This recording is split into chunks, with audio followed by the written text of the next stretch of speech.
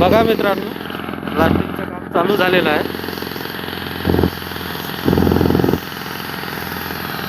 अशा तऱ्हेने प्लास्टिकचं काम चालू झालेलं आहे आमचं रेल्वे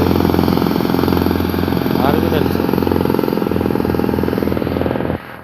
अशा प्रकारे कामाची रूपरेषा आहे. बघा, तुम्हाला अशाच प्रकारचे व्हिडिओ, नवनवीन व्हिडिओ दाखवण्यासाठी कामाची रूपरेषा काय आहे हे सगळं